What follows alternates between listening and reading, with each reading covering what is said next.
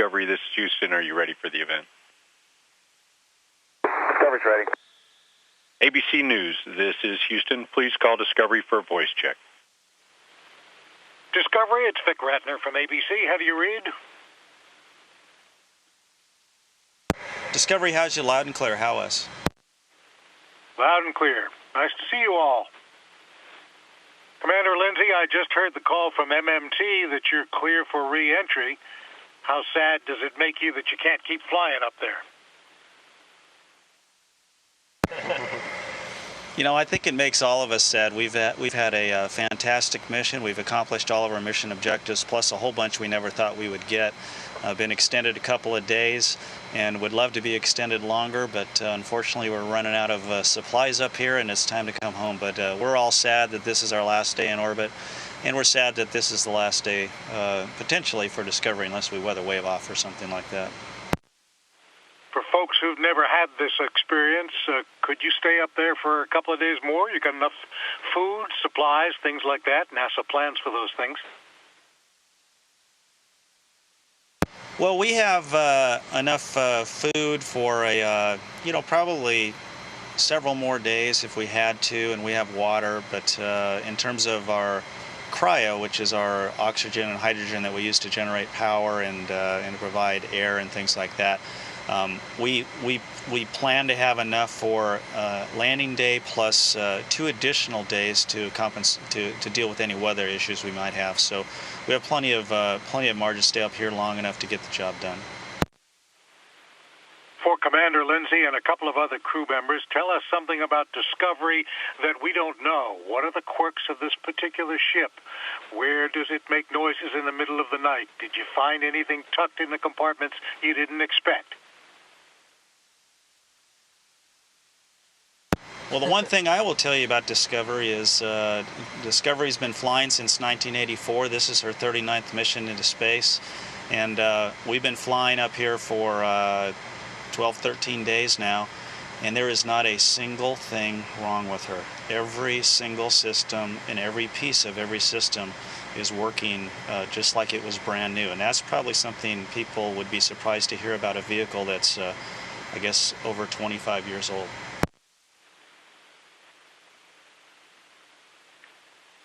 You know, sometimes people who do renovation in and I think He's waiting for it. Sorry about that. I think I'll continue along Steve's line there, and that in addition to the systems operating beautifully, you look around, whether you're on the flight deck or the mid deck or even out into the payload bay and on the outside of the vehicle, and it really does look brand new. You get that sense that, you know, that maybe we're the first ones to travel on her, and we've tried to treat her well, and she certainly has done that for us. And I think I was reading your mind there. I was thinking about people who renovate and restore old vehicles and keep them in really pristine condition.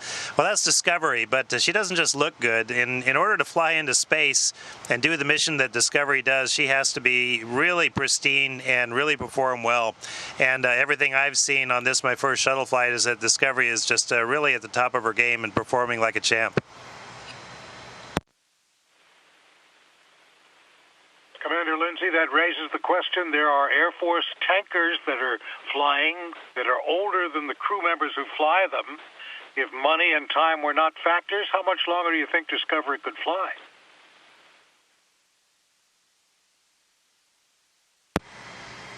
Well, that's a really good question, and I don't know. You know, we'd have to go back and look at and see what we would need to keep these vehicles flying a lot longer. I know, you know, prior to Columbia, we were talking about flying shuttles through 2020 to 2025. We'd probably have to go back and look at the systems, recertify the systems, make sure everything was okay, probably do some work on them. But it's really hard to say how long they could fly. It all depends on how much work you want to do on them. But I think we could fly them for a lot longer if, as you said, the resources and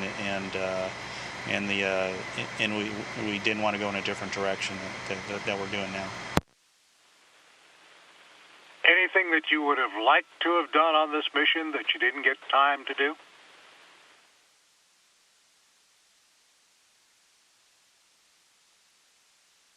I think probably the one thing that I think everybody that comes off of every flight is, you can't get enough window time. You can't get enough time looking at the Earth. It doesn't matter how many times you've gone around the Earth, and I have some veterans here with me that have spent 3 to 6 months on orbit. You never get tired of looking at the Earth, and it seems like on these missions you're so busy you never get enough time, enough passes to actually really get good looks all over the Earth. And so that's something I think we always come back wishing we had done more of. Let me ask you a secret. Are you guys going to leave any secret messages tucked into compartments aboard Discovery for the folks at the Smithsonian to find? No, we're not going to do that. We want to leave Discovery exactly as she was, so that when people have an opportunity to visit Discovery someplace where all the public can go see Discovery, we want the public to see her as we saw her.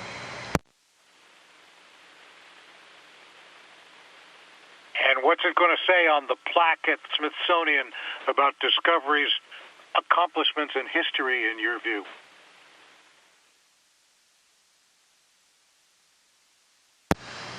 I don't know what the plaque is going to say, but hopefully it will talk about Discovery's legacy as a great ship of exploration, as a great spacecraft, as a class of spacecraft with capabilities of lifting people and loads and returning them from space, unmatched by anything else that we've ever seen. A versatility that's unmatched of anything else we've ever seen in space, and probably unmatched for a long time to come. So hopefully it will say something about that, but more importantly, hopefully it will talk about not the crews, not us, but talk about the entire space shuttle team that spans across the country for these past 30 years that have allowed this to happen. You see us in space, we're visible, but it takes a team of thousands and thousands and thousands of people to keep this vehicle running, to allow it to execute the complex missions that we do with it. And so hopefully the legacy will be more about the people than anything else. Last thoughts when you bring it in tomorrow. What are you going to be thinking? I think as a crew, what we'll be thinking as we're coming in is we'll be pretty focused on doing that and doing it right. And so we're going to concentrate on our jobs just like we should. Make sure we don't miss any steps. Make sure we do everything exactly right and bring it in as safely and successfully as possible. After we land, that'll be the time which we'll reflect. And I suspect sitting on the runway, I'll be sitting in my seat when we do the last switch throw, and it's time for me to get out. And I don't think I'm going to want to leave my seat. Well put. Safe return, folks. ABC done. Thank you. Thank you. Discovery, this is Houston ACR. That concludes the ABC News portion of the event. Please stand by for a voice check from CBS News. Discovery, good morning. This is CBS News at the Kennedy Space Center. How do you hear me? Discovery, how's you? Loud and clear. How us? Sound great, and good morning. This is Peter King along with Bill Harwood, and we've got a whole slew of questions for you, so we'll get right to it. Commander Lindsay, you've probably said, and we've probably reported everything that can possibly be said about this being the last flight for Discovery. For somebody who flies these things for a living, how hard is it to retire a spacecraft that seemingly has a lot of life left in her? Your emotions right now.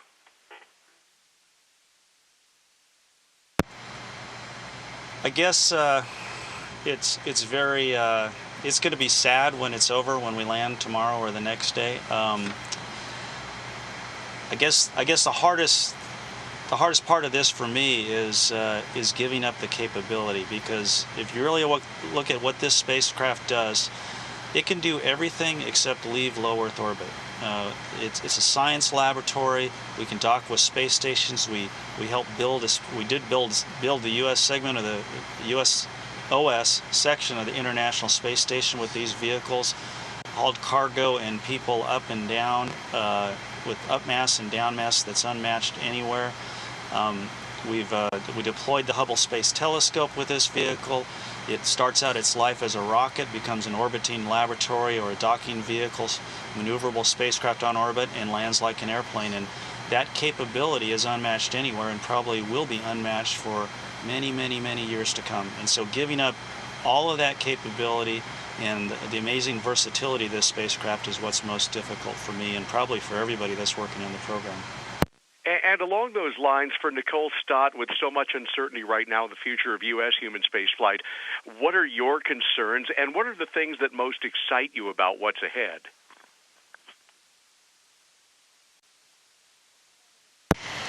Well, I think from the concern standpoint right now is just, I think we're still in this phase of really defining what the next steps are going to be. And, I look forward to seeing what that is. I hold real hope that we'll be challenging ourselves. We'll be doing, big things and going out of low Earth orbit. I would love to see us go back to the moon. I don't know if that's in the plans or not. But, I hope that what will be happening is a challenge and will be taking us places, as much as what vehicles like Discovery and the Space Shuttle have done for us, and that we'll be, learning all kinds of new things. And I think that's what makes it exciting as well, is that, there's plenty of opportunities out there, and we're a great country that has done really, really amazing things with our space program, and I really just hope that will continue.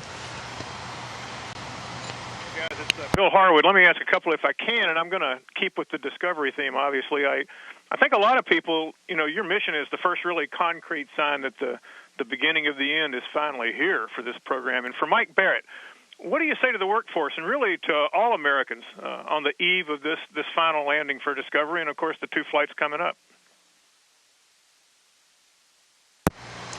Well, hey, Bill, it's a great question.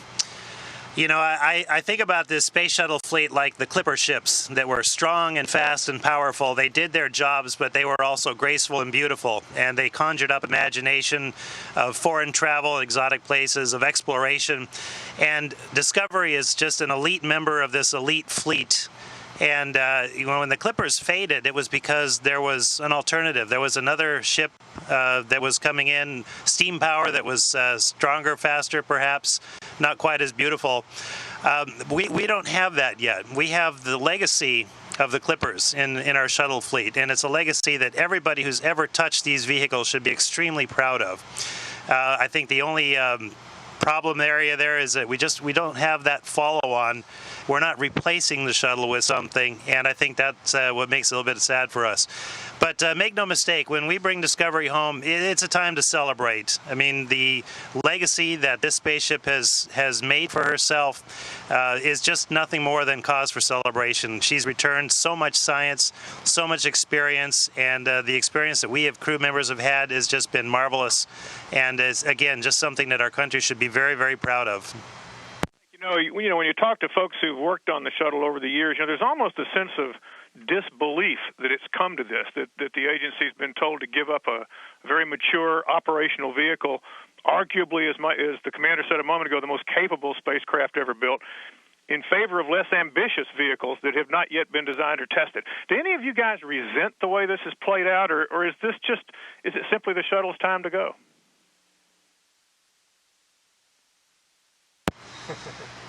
Well, that's a tough question to answer. Obviously, we have a vision, or we're looking at expanding out of low Earth orbit, and so the objective, as part of retiring the shuttle, the plan was to go out of low Earth orbit, and from what I'm seeing so far, that's what we still intend on doing. So, to go there with the budget and what we have right now, we really can't afford to do all of that, and so to take the next step and get out of low Earth orbit, we have to go to a different type of vehicle to do that. And so it's sad to give this kind of capability, although I think someday in the future we'll probably have similar capability. I don't know when that would be, but I really strongly believe in the next step, as Nicole mentioned earlier, to try to get out of low Earth orbit, go to an asteroid, go to the moon, or get out and explore the solar system. We do need a new vehicle for that. Thanks. And let me ask Nicole a question. Nicole, you worked on the shuttle at the Kennedy Space Center before you joined the astronaut corps. You know better than most what an amazing machine Discovery is and the other two orbiters. What are, as you look out the window here on your last full day in space aboard a shuttle anyway, what are your thoughts on the eve of this final landing for Discovery? Well, I think certainly there are the thoughts of bringing this vehicle to wheel stop on the runway for the last time. But like Steve mentioned earlier about the team that's associated with this. I think that's really what I'm going to be thinking about is, and I have been as I look out the windows. I feel really, really blessed to have had the opportunity to not only work on Discovery and the other orbiters on the ground, but also to just have this opportunity to look out the windows and appreciate it from the inside as well. And I think thanks has just continued to come to mind for me. Thanking the people on the ground who have taken such meticulous care of these vehicles, and it's in their bones. This is a passion for them. This is not just, I go to work every day. It really is a heart and soul kind of thing. And, I think that's what is coming down to for me is thinking about that and appreciating just how much has gone into this by, this wonderful team of people that has taken such good care of these vehicles. It's Peter King again, and this question is for Eric Bowe. You've got kids, and down the line, maybe some grandchildren on the way who will only know about the space shuttle from history books and from video and things on the internet. Maybe you'll take them to see Discovery at the Smithsonian or wherever it winds up. What will you tell them about what it was like to fly the space shuttle? Well, I'll tell them that the Discovery and the Space Shuttle fleet is a dream machine. It's just amazing what this vehicle can do. It can launch like a rocket, go into orbit, change it into a spacecraft, and then land as a hypersonic airplane on entry. And what's amazing is just how well she sails. And it's an honor and privilege for all of us to get the chance on our final voyage. To the crew of STS-133, Bill and I both thank you. I think it's really hard for us to believe that this is your last flight, but it's been an absolute pleasure to cover and watch over the years. Have a safe trip home, and we'll see you back here at Kennedy tomorrow. Thank you very much. Discovery, this is Houston ACR. That concludes the CBS News portion of the event. Please stand by for a voice check from the Associated Press. Discovery, this is the Associated Press. How do you hear me? Loud and clear. This is Marcia Dunn speaking to you from Kennedy Space Center, where the skies are clear today. For Commander Lindsay, wow, a tribute from William Shatner and live wake-up music today. The whole country seems to be watching Discovery's last flight.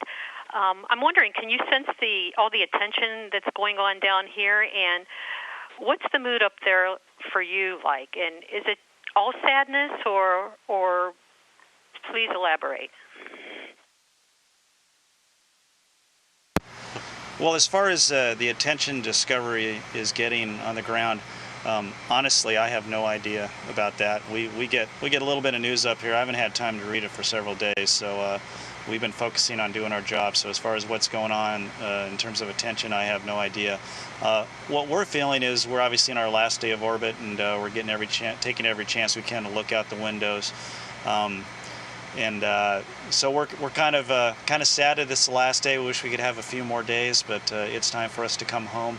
But we're mostly enjoying this last day, getting ready for entry, looking out the windows, and just thinking about the great experience we have and the success of our mission. And we're getting ready now to focus on this final task we have tomorrow, which is to do the deorbit prep safely, enter safely, and then land. And I think once we land, then we'll all have time to really reflect on what we did, and that we got to fly this final flight of Discovery, which is truly an honor for all of us. Well, I know you have a tribute of your own coming up to Discovery in several more minutes, but perhaps one of you could wax poetic right now what your thoughts are about Discovery and all three space shuttles as the program draws to a close.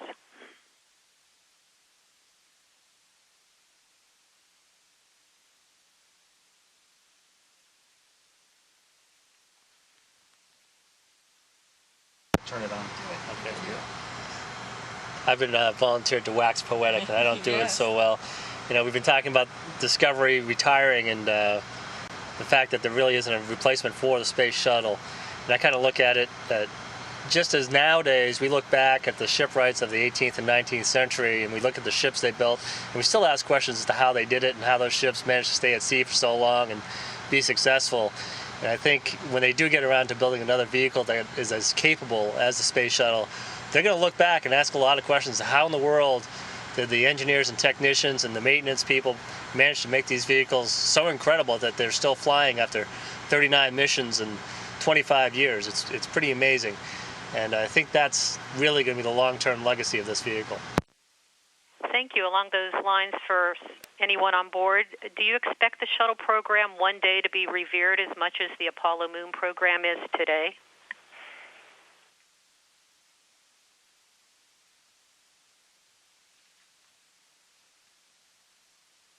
I guess it's my turn to wax poetic. Yes, I believe indeed. When I talk to the Apollo astronauts, the Mercury and Gemini astronauts, they talk to us with amazement. They look at the complexity of the missions we do now in space, and they can't believe that they said they never did anything nearly as difficult or complex as what we were doing with the shuttle. And like Steve said, we won't do anything nearly as complex with another vehicle for a very long time. Even if we started today to try and build a replacement shuttle, it might take 15 to 20 years to get there. There's just been nothing more capable out there to do it. So I think that 5 or 10 years from now, they're going to look back and go, how did we ever build a vehicle that could do all these things? This was a pretty bold and audacious thing to put together back in the 1970s, and I just don't know that we have that audacity now to build something nearly as ambitious as the shuttle is. Al, if you could keep the mic for a moment, what do you expect it will be like for you to be part of Discovery's historic return to Earth tomorrow and to be walking away from the ship one last time? To be honest, like our commander said, I've been more focused on just getting through the mission here and making sure that we have a safe and effective return from orbit back to Earth to cap off a successful mission. I'll probably give more thought once we're done, when we'll stop on the runway, about the legacy of Discovery and the legacy of this particular mission. But I just don't have a whole lot of deep thoughts about it right now. Dr. Barrett, you were so eloquent a few days ago describing all the historic voyages of the ships named Discovery. Put that in perspective for me again, if you will. How will Space Shuttle Discovery stack up against all the other discoveries from ages past, do you think? Well, that's a great question. There have been ships named Discovery for over 4 centuries, and they've been captained by great people like Henry Hudson and John Clerk, who was on Captain Cook's second voyage. Robert Falcon Scott had a Discovery going to the Antarctic. And I think everybody knows that our shuttle fleet was named after great ships of exploration. We wanted to carry on that heritage, the legacy of that name, and I think this Discovery has done that with flying colors. And she retires with all of the honors and dignity due any of those ships that made great discoveries. So I think we salute Discovery in that way, with all the accolades that she deserves. But it also lays out a challenge. What will be the next ship named Discovery? The next ship to bear this name hopefully will go further than this one and make every bit as much of a contribution to history and to discovery as this ship. Thank you. For anyone on board, Discovery is promised to the Smithsonian Institution, but the decision on where the other shuttles go will be coming up next month.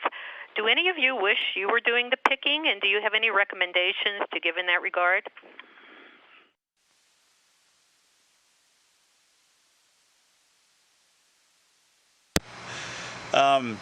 I'm really thankful personally that I'm not doing the picking because there are so many good choices across the country. So I don't really want any part, and I'm not going to make a recommendation. The only thing I would say about that is I hope that Discovery is displayed in such a way that the entire public can see Discovery as we see her, and as the people that have worked on her at Kennedy Space Center see her, from the maintenance to the engineering to the design.